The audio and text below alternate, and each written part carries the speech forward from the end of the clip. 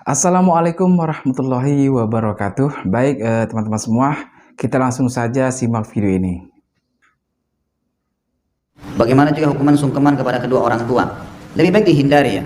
Karena ada urusan tunduk, ruku ini yang memang gerakan ibadah hanya kepada Allah. Salaman sama orang tua boleh kita cium tangan, nggak masalah. Kalau tujuannya cium tangan, menundukkan kepala nggak masalah. Tapi kalau untuk menundukkan kepala sampai ke dekat kaki segala ini lebih baik dihindari. Karena pernah Muadz bin Jabal radhiyallahu anhu dalam hadis Bukhari pulang dari Yaman, ini dai-nya Nabi. Begitu tiba Nabi turun dari untanya dari Yaman, lihat Nabi SAW itu langsung turun dari unta, langsung sujud depan kaki Nabi. Kalau kita mungkin sungkeman itu ya. Kata Nabi SAW, kenapa Muadz kau lakukan? Ya Rasulullah, semua orang di Yaman kalau menokohkan satu orang, pasti dia lakukan ini. Kata Nabi SAW, tidak hai Muadz, kalau seandainya boleh orang sujud selain Allah, saya akan suruh istri sujud pada suaminya. Berarti nggak ada itu dalam Islam. Lebih baik dihindari. Tapi hati-hati Pak. Ada kebiasaan di kita sungkeman.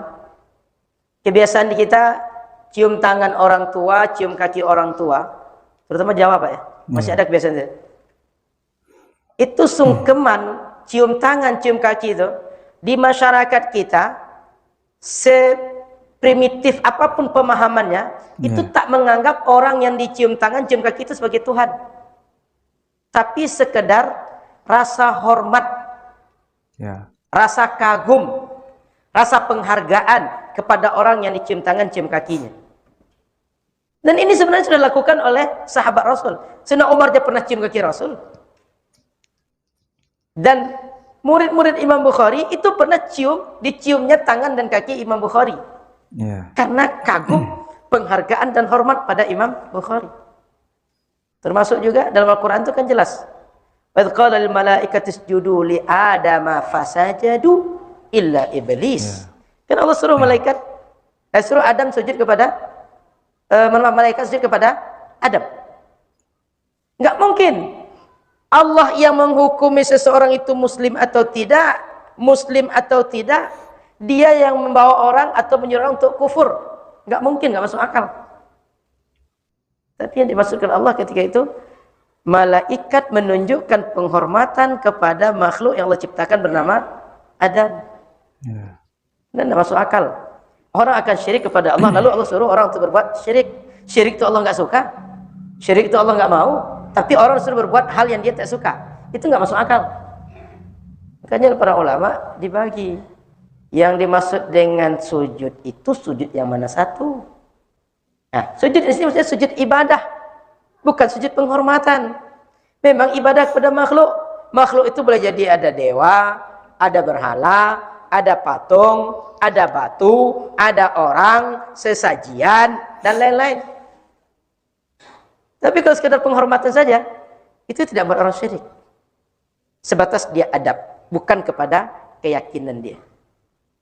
Gitu Pak. Maka di masyarakat ini kita mesti jeli. Dan kita konfirmasi masyarakat itu meyakini apa, membuat apa, karena apa. Dan kita jangan sampai salah dalam menghukumi orang.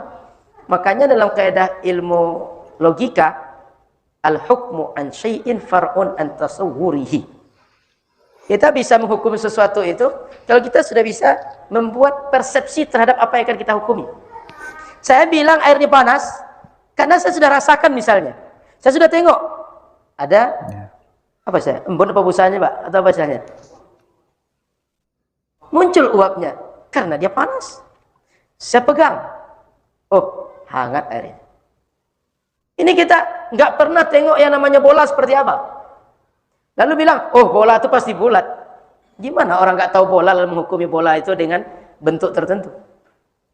Makanya sering anekdot seperti orang buta disuruh pegang gajah. Yang satu pegang kaki gajah, yang satu belalai. Yang satu pegang taring gajah, yang satu pegang badan gajah. Ketika ditanya, gimana gajah itu? 4 yang disuruh pegang gajah, satu masing-masing beda-beda. Apa yang disebut dengan gajah bagi mereka?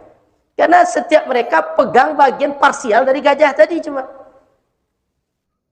Maka Bapak Ibu sahabat rahmat Allah SWT, kita masalah murtad ini jangan mudah menghukumi orang murtad. Meskipun kita tahu bahwa orang bisa murtad gara-gara perbuatan. Kita sekedar tahu saja. Sehingga kita menghindar.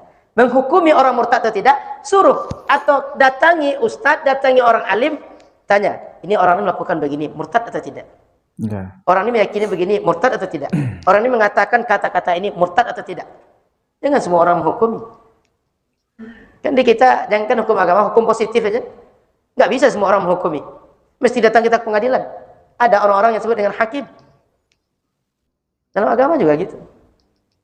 Kita secara ilmu mungkin belajar fikih, belajar hadis, tahu kita mana kategori orang murtad. Tapi menghukumi bahwa perbuatan itu murtad atau tidak, itu tidak bisa semua orang. Sama dengan semua ulama sepakat bid'ah itu nggak boleh, haram bid'ah itu. Tapi menghukum ini perbuatan bid'ah atau tidak, itu nggak bisa semua orang. Orang yang ngerti baru bisa menghukumi bid'ah. Orang nggak ngerti gimana menghukum bid'ah? Maka jangan kira orang Islam itu membolehkan bid'ah. Nggak ada orang Islam membolehkan bid'ah. Tapi yang mana satu bid'ah itu perlu didudukkan. Siapa yang bisa mendudukkan? Orang yang ngerti. Orang nggak ngerti nggak bisa. Jadi itu dua hal berbeda lagi. Mengharamkan bid'ah, yang kedua menghukumi sesuatu sebagai bid'ah. Dua hal berbeda. Mesti kita dudukkan satu-satu.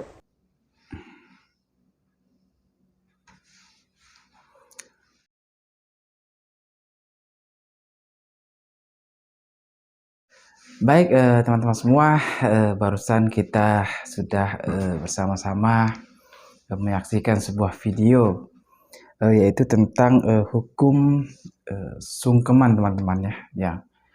Nah, yang dimana sungkeman ini sering kita lihat, bahkan mungkin kita sendiri sering melakukannya terhadap orang tua kita ataupun orang yang lebih tua dari kita ataupun orang-orang yang kita hormati teman-teman ya.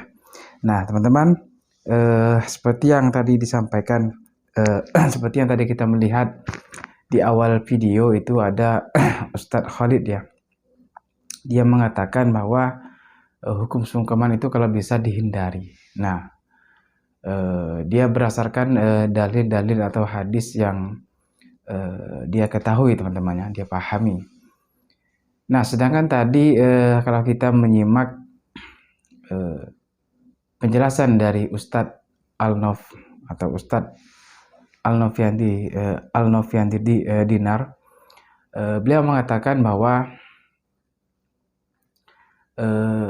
seprimitifnya orang itu teman-teman ya, kalau sungkeman itu tidak tidak menuhankan orang yang kita sungkemi itu teman-teman ya, maksudnya tidak menuhankan gitu teman-teman ya. Nah, seprimitif itu hanya rasa hormat, rasa kalau kita kepada orang tua itu rasa berbakti kita kepada orang tua teman-teman ya. Nah itu kan sering seperti di hari-hari tertentu, kadang-kadang kan hari-hari nah yang paling sering itu di hari lebaran teman-teman ya, hari raya, yaitu hari lebaran.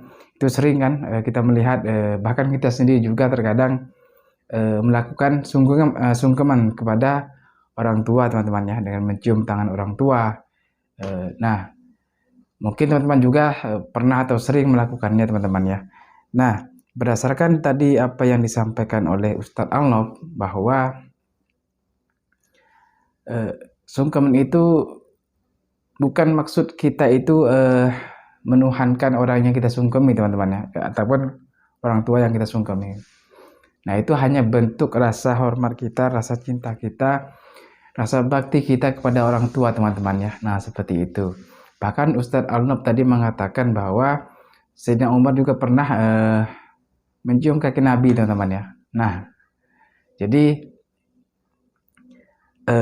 bukan berarti ketika kita sungkeman kepada orang yang lebih tua, orang yang kita hormati, ataupun orang tua kita sendiri, itu bukan berarti kita, sekali lagi saya katakan, bukan berarti kita menuhankan mereka teman-teman. Nah jadi seperti itu.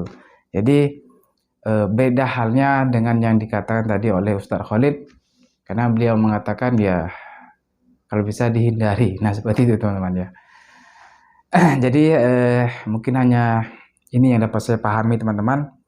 Mudah-mudahan bermanfaat. Terima kasih sudah menyimak video ini dari awal sampai akhir. Mudah-mudahan bisa bermanfaat, bisa menambah ilmu, dan bisa dijadikan pembelajaran untuk kita semua. Baik teman-teman, sebelumnya saya ucapkan terima kasih dan mohon maaf apabila ada kesalahan yang saya sampaikan. Mohon dimaafkan yang sebesar-besarnya. Baik teman-teman, terima kasih sudah berkunjung di channel ini, sudah mensupport channel ini. Bagi teman-teman yang sudah mensupport, saya ucapkan terima kasih banyak atas dukungannya untuk channel ini. Mudah-mudahan channel ini terus berkembang dan memberikan manfaat, kebaikan, ilmu yang bermanfaat tentunya teman-teman. Baik teman-teman, cukup sampai di sini. Sekali lagi saya ucapkan banyak terima kasih dan saya akhiri. Assalamualaikum warahmatullahi wabarakatuh.